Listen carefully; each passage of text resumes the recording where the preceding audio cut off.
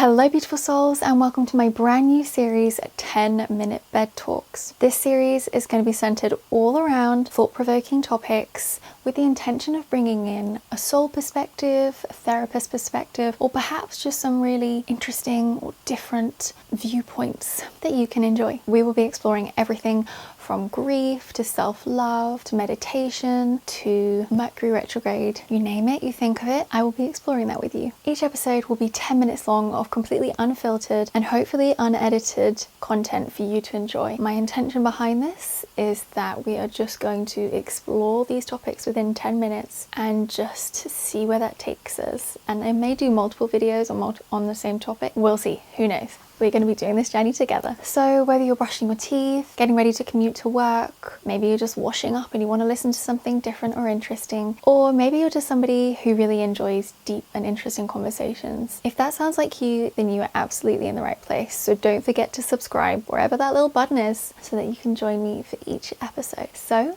let the magic begin.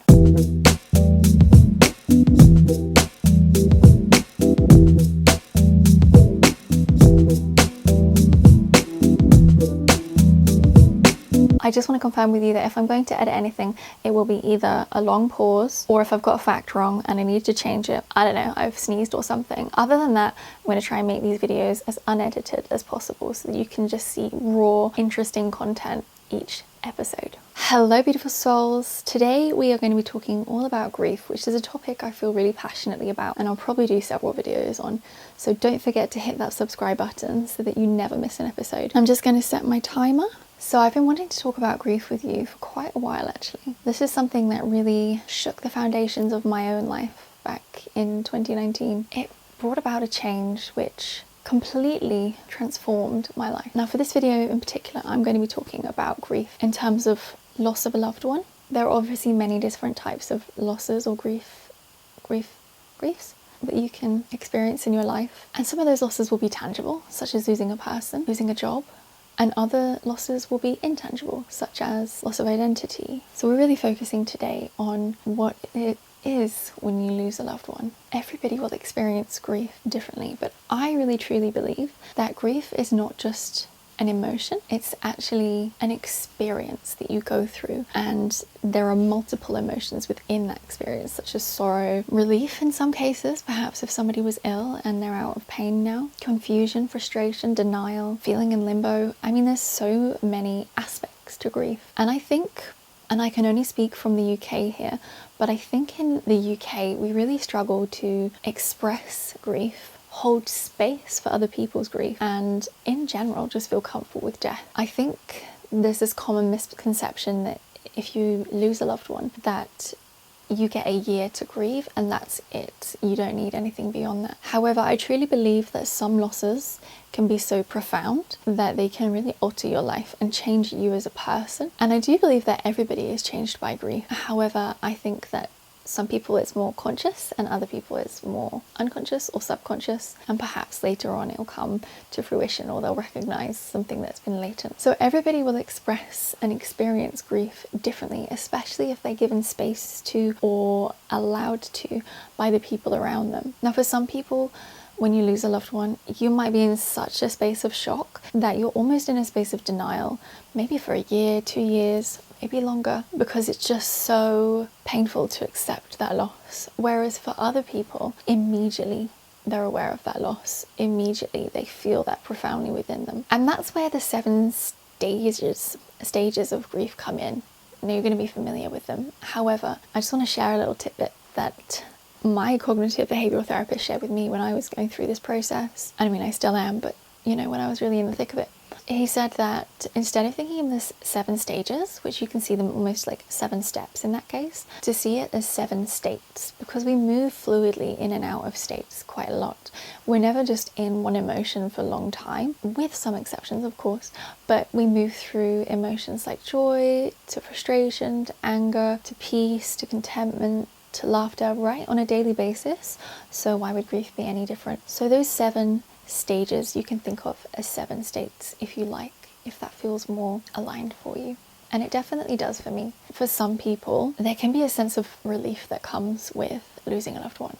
Now, I'm not here to judge anybody because I truly believe that grief is a very personal thing, and what we need to do is hold space for one another and just allow one another to express that grief. It may be that you had a really difficult relationship with that person you lost. Maybe you're really struggling to come to terms with it because you feel such relief, and at the same time you might be grieving the relationship you never got to have with them. So there can be elements like that. I still believe that we are truly profoundly changed by loss, even in those situations, because grieving the relationship you never got to have is just as profound as grieving the loss of the relationship that you did have. There is no hierarchy in trauma. There is no hierarchy in loss. It's an even playing field. I do not have the right to say to you that my grief is more important than your grief because I got on with this person better. Absolutely not. Nobody can say that to you. What they can say is, how are you feeling today?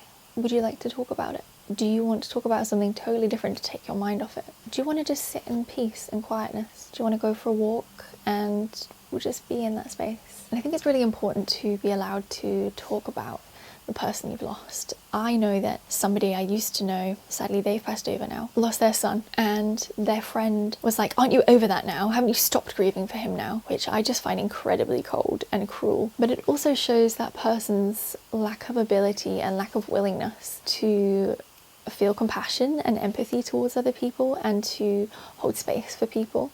And perhaps that was out of that person's fears and limitations throughout their life, or perhaps they just weren't being very nice to their friend in that moment. So I think, especially when that loss changes and alters your life so drastically, it's really important that you have people around you who can be there for you. I think humans are quite adaptive and they process things relatively quickly. And so when somebody is going through a loss, if they don't snap out of it and stop grieving, we almost are like, oh, you're still going through that? That's annoying. Do we have to keep talking about that? Actually, yes.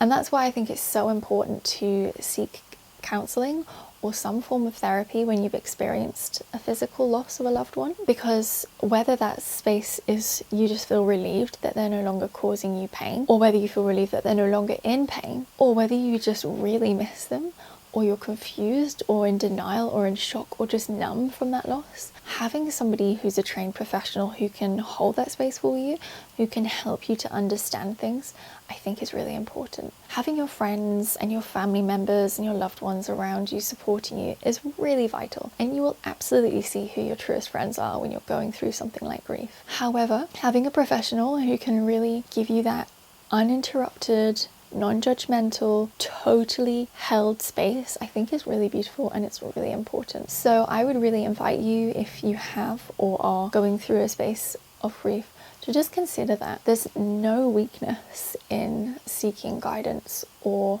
space being held for you. When I experienced loss and grief, and it started back in 2019, I went to the doctor and I said, I'm not coping, I need some help, can you refer me to a counsellor? To which she said, no, I can't, because loss is just a part of life. So we don't see that as something we need to refer for. I was really struggling, and it wasn't just loss that I was struggling with, but in that moment I needed something and I didn't get that. So that's why I went and sought my own private counselling. But maybe you are able to get some referral scheme. Sometimes you can self-refer yourself for counselling, but the most important thing is that you express that grief. Anniversaries might be a difficult time for you, certain songs might be difficult to listen to, maybe there's certain smells, like maybe they wore a certain perfume or something like that. These can all be things that can remind us of that person, and it's so beautiful to have that memory. And at the beginning it can be really triggering, but over time it can become a loving memory. Now when I hear a song on the radio that was played at my grandmother's funeral, I think, oh, that's a message from my grandmother, that's her letting me know she's here, rather than thinking, oh my god, all I can see is the coffin being taken away. That image was really difficult to transform into something positive. So I just invite you to allow yourself to experience grief and all of the emotions that come with it. But also, if you're not grieving, then I invite you to hold space when your friends or family or loved ones go through it, no matter what the timeline is, whether it's a day, a year, 10 years, 20 years down the line. People are 100% allowed to express that, because it doesn't stop. You will never stop missing that person or thinking about that person or reflecting on that person and the relationship you did or didn't have. Okay, that alarm freaks me out.